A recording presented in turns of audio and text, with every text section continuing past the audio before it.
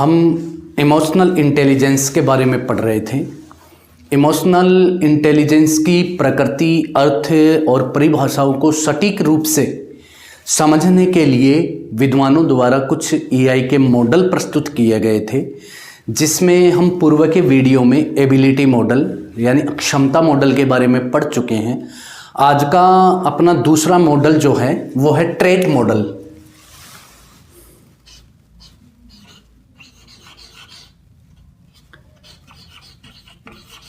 Trait model of emotional intelligence, इसे हम विशेषक मॉडल बोलते हैं। स्वयंगात्मक बुद्धि का विशेषक मॉडल।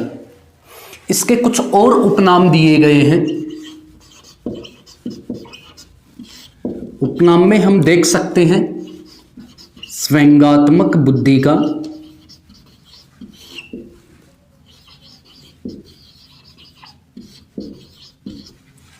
विशेषता मॉडल, इसे विशेषक के साथ साथ विशेषता मॉडल भी कहा जाता है। साथ ही इसे गुण मॉडल भी कहा जाता है और इसे लक्षण मॉडल भी कहा जाता है।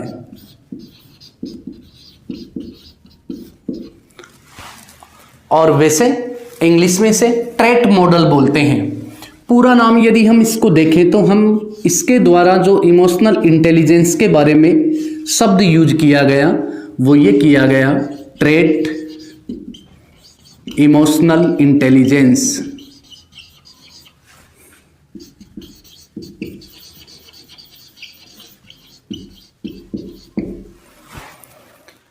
इसके प्रतिपादक जो हैं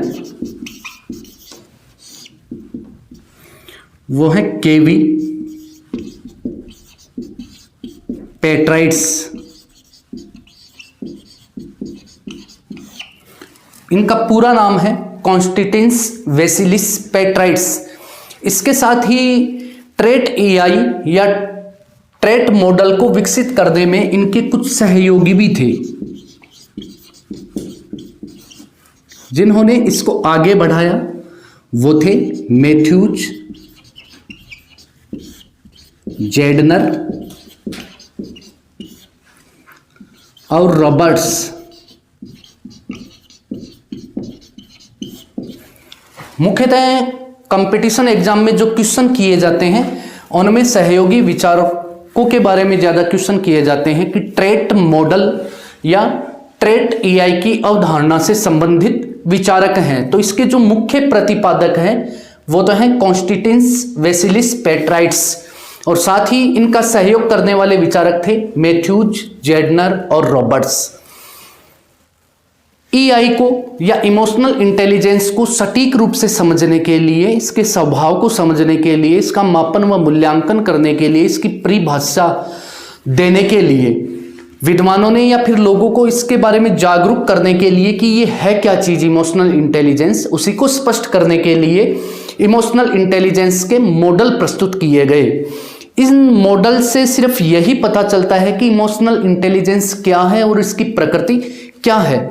तो जैसे Peter Salovey, David Caruso, John Mayer ने जो अपना एबिलिटी मॉडल दिया था, उसी से ठीक आगे जो मॉडल आता है वो है ट्रेट मॉडल।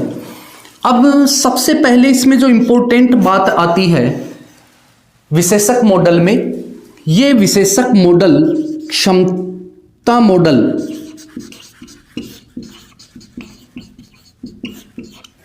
के विपरीत माना जाता है, यानी इसका एंटी है। कैसे? एबिलिटी मॉडल जो है, क्षमता मॉडल है, वो इमोशनल इंटेलिजेंस को व्यक्ति की एक योग्यता के रूप में लेता है, उसकी क्षमता के रूप में लेता है, जबकि ये इसे किसके रूप में लेता है?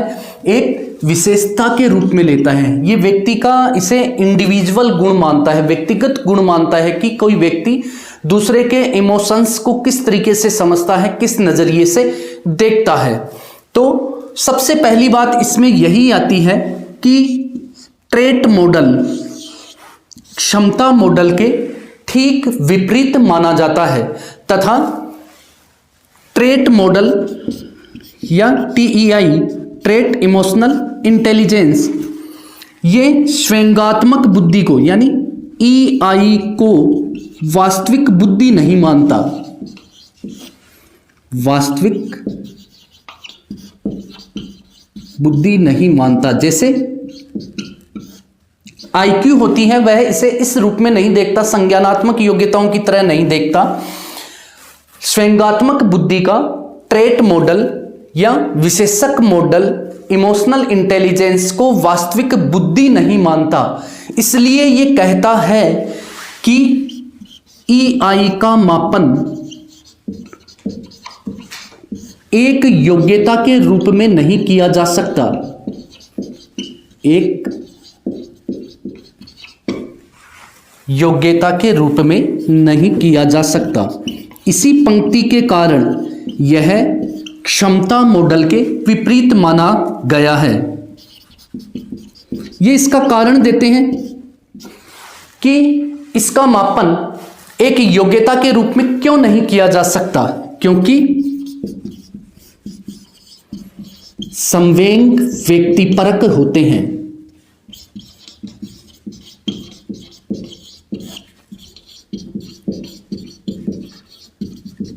इसकी मूल अवधारणा यही है कि स्वयंगात्मक बुद्धि का ट्रेट मॉडल स्वयंगात्मक बुद्धि को वास्तविक बुद्धि नहीं मानता, इसलिए यह EI का कहता है कि EI का मापन एक योग्यता के रूप में नहीं किया जा सकता, क्योंकि स्वयं व्यक्तिपरक होते हैं।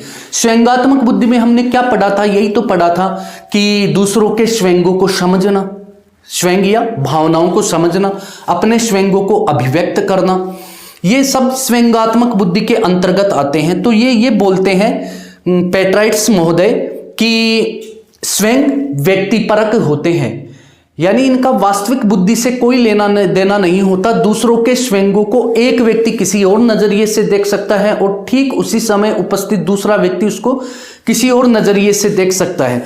जैसे किसी घटना पर कोई महिला अत्यधिक भावुक हो जाती है तो उस समय एक व्यक्ति तो ये सोच सकता है कि इसमें दया का स्वयं ज्यादा है या ये भावनाओं में बह गई, जबकि दूसरा व्यक्ति ये भी समझ सकता है कि ये केवल नाटक कर रही है। तो इसलिए ये बोलते हैं कि स्वयंगात्मक बुद्धि का एक योग्यता के रूप में मापन नहीं किया जा सकता, क्योंकि स्वयं होते हैं वो व्यक्तिपरक होते हैं। हर व्यक्ति अलग अलग स्वयंगों को अपने अपने नजरिए से देखता है, उसका आत्म प्रत्यक्षण या उसकी धारणाएं अलग अलग होती है। साथ ही TI के तहत या विशेषक मॉडल EI को व्यक्तित्व के ढांचे के भीतर स्थिर मानते हैं या स्थित मानते हैं। EI का ट्रेट मॉडल स्वयंगात्मक बुद्धि को व्यक्तित्व के ढांचे के अंदर ही स्थित मानता है, यानी इसका बाहरी वातावरण से कोई लेना देना नहीं होता। पहले से जो मेरी धारणाएं बनी हुई हैं, पहले से जो मेरा स्वभाव है, उसी के अकॉर्डिंग मैं दूसरों के स्वयंगों को रीड करता हूं और उसी के अकॉर्डिंग डिसीजन लेता हूं। यानी ये पहले से हमारे व्यक्तित्व में या हमारी पर्सनालिटी में एडजस्ट होते हैं और जैसी मेरी थिंकिंग होती है या जैसे मेरे इमोशंस होते हैं उसके अकॉर्डिंग ही मैं दूसरों के इमोशंस के अकॉर्डिंग अपना बिहेव करता हूं। जैसे बहुत से लोग होते हैं जो दूसरों के दुख में दुखी हो जाते हैं और पूरे तरीके से शरीक हो जाते हैं, जबकि कुछ इतने हार्ड इमोशंस वाले व्यक्ति होते हैं जो बड़े से बड़े दुख और संकट के कारण भी हिलते नहीं हैं और स्थिर रहते हैं। तो इमोशनल इंटेलिजेंस का ट्रेट मॉडल EI को व्यक्तित्व के ढांचे के भीतर ही स्थित मानता है और यह EI को यानी स्वयंगात्मक बुद्धि को व्यक्तित्व के सबसे निचले स्तर पर यानी निम्न स्तर पर स्थित सामंगिक आत्म सक्षमता या आत्म धारणा के रूप में परिभाषित करते हैं।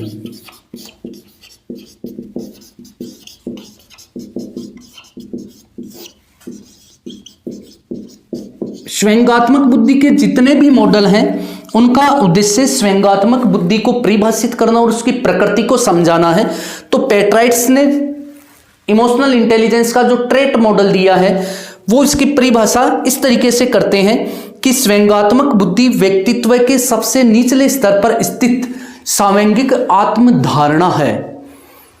अर्थात व्यक्तित्व के सबसे यानी इसका व्यक्ति के व्यक्तित्व पर कोई खास प्रभाव नहीं पड़ता और उसके सोचने का, समझने का, देखने का जो नजरिया है उसके अकॉर्डिंग वातावरण में जैसे जैसे इमोशंस उसके सामने प्रकट होते हैं उसके अकॉर्डिंग वह केवल अपना व्यवहार करता है और अपना काम करता है। उसके बाद में जब वह अकेला है तो वो इमोशंस उसकी पर्सनालिटी पे कोई खास प्रभाव नहीं डालते। इसको स्वयं पेट्राइट्स के भी पेट्राइट्स क्या नाम देते हैं? विशेषक यानी ट्रेड सामंगिक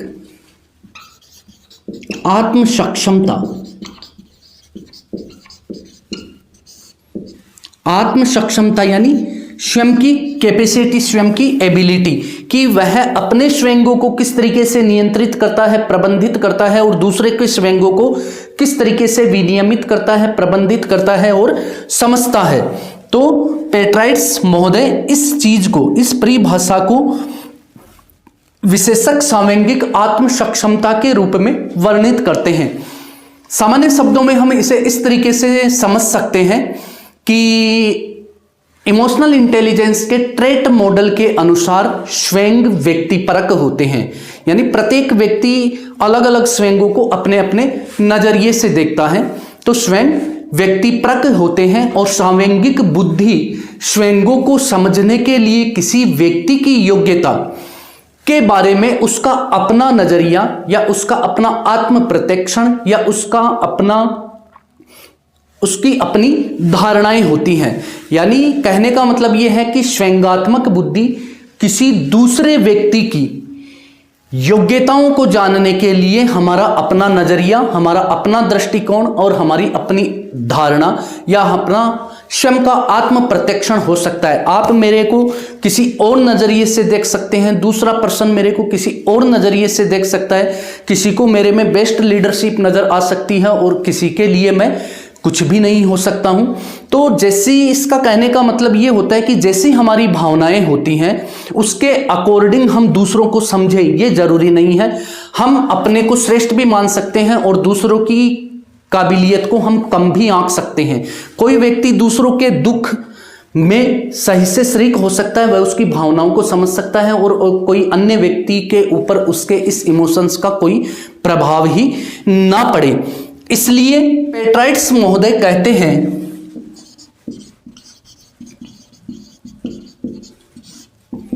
कि स्वयंगात्मक रूप से बुद्धिमान व्यक्ति, स्वयंगात्मक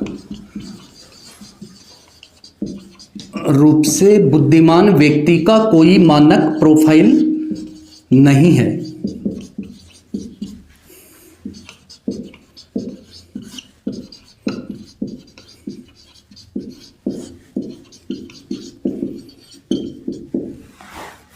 क्योंकि प्रत्येक व्यक्ति के लिए दूसरों के स्वयं अलग अलग हो सकते हैं। यानी इनका स्पष्ट रूप से कहना है कि स्वयंगात्मक रूप से बुद्धिमान व्यक्ति को हम किसी मानक के रूप में नहीं तोल सकते। व्यवहार, परिस्थिति और कार्य के अनुसार एक ही स्वयं के अलग अलग प्रभाव हो सकते हैं। जैसे इन्होंने इसका उदाहरण दिया है कि कुछ विशेषक यानी इस मॉडल का नाम ही क्या है? विशेषक मॉडल। विशेषता कौन से विशेषक? व्यक्तित्व विशेषक। कुछ विशेषक या व्यक्तित्व के पहलू कुछ विशेष परिस्थितियों और कार्यों में अनुकूल हो सकते हैं, उपयोगी हो सकते हैं और लाभदायक हो सकते हैं, जबकि वही विशेषक या वही पहलू कुछ परिस्थितियों में या कार्यों में अनुपयोगी, प्रतिकूल और बाधक भी हो सकते हैं। जैसे इन्होंने उदाहरण दिया है कि कोई रिसर्च से संबंधित कार्य हो, यानी शोध व अनुसंधान, शोध या अनुसंधान कार्य में अंतर्मुखी स्वभाव लाभदायक होता है, उपयोगी होता है। चीज एक ही है, अंतर्मुखी व्यक्तित्व वाले व्यक्ति शर्मीले होते हैं, संकोची होते हैं, कम बोलने वाले होते हैं और सामाजिक पक्ष उनका बहुत कमजोर होता है, मिलनसार नहीं होते। जबकि यही विशेषक, इसमें तो रिसर्च वाले कार्य में यदि बैठकर केवल रिसर्च करना है, कोई सी चीज पे शोध करना है तो ये उपयोगी हो सकता है, जबकि सामाजिक संपर्क वाले कार्य, कोई समाज सेवा के कार्य या ग्राहक सेवा के कार्य या नौकरी में यही बाधक बन जाता है, अनुपयोगी हो जाता है। इसलिए पेट्राइट्स ने कहा कि स्वयंगात्मक रूप से बुद्धिमान व्यक्ति का कोई मानक प्रोफाइल नहीं है। प्रत्येक व्यक्ति स्वयं को अपने अपने दृष्टिकोण से देखता है, उसके लिए अपनी निजी धारणाएं बनाता है, उसका स्वयं का आत्म प्रत्यक्षीकरण होता है। इसलिए कुछ व्यक्तित्व के पहलू या विशेषक कुछ कार्यों में उपयोगी व लाभदायक हो सकते हैं, तो वही दूसरी परिस्थिति में बाधक या अनुपयोगी भी हो सकते हैं। इस प्रकार हम कह सकते हैं कि विशेषक EI यानी TEI किसी व्यक्ति की अपनी भावनात्मक क्षमताओं के बारे में उसका अपना स्वयं का आत्म प्रत्यक्षण होता है।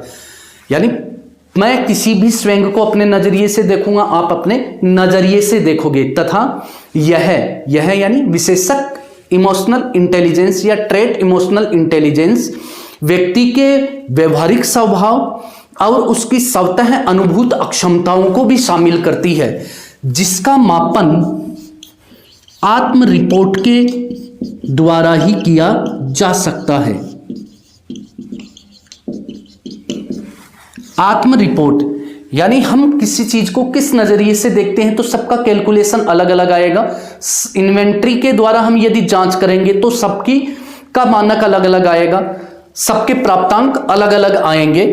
तो यहां पे इंपॉर्टेंट प्रश्न ये बन जाता है कि TEI के मापन या आकलन के लिए ट्रेट इमोशनल इंटेलिजेंस के मापन या आकलन हेतु किन विधियों का प्रयोग किया जाता है, तो यह आत्म रिपोर्ट या सब रिपोर्ट की इन्वेंट्री यानी वस्तु सूची के द्वारा, और दूसरा प्रश्नावली के द्वारा इसका मापन किया जा सकता है। जैसे स्वयं पेट्राइट्स और इनके साथियों ने TEI के आकलन या मापन हेतु TEI क्वेश्चनरी का निर्माण किया था, जिसमें 15 विशेषक यानी व्यक्तित्व के पहलू और 4 कारक शामिल किए गए। इनके आधार पर व्यक्ति की विशेषक या स्वयंगात्मक बुद्धि का मापन किया गया।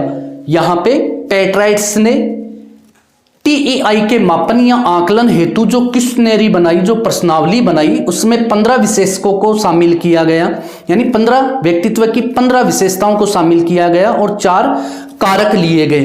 15 विशेषकों में मुख्य रूप से जो इमोशनल इंटेलिजेंस से संबंधित है वही आ जाते हैं, जैसे अनुकूलनशीलता, मुखरता, सहनशीलता, स्वयंगात्मक प्रबंधन, स्वयंगात्मक विनियमन, आत्म प्रशंसा, इसके अलावा तनाव प्रबंधन, पारस्परिक संबंध, दूसरों के स्वयंगों को समझना और दूसरों के स्वयंगों का प्रबंधन करना। ऐसे कुल मिलाकर के इन्होंने 15 विशेषक शामिल किए, जिसके आधार पर हम TEI का मापन कर सकते हैं। मूल रूप से इसमें बातें यही आती है कि क्षमता मॉडल स्वयंगात्मक बुद्धि को एक योग्यता मानता है, जबकि ये क्या मानते हैं, विशेषता मानते हैं।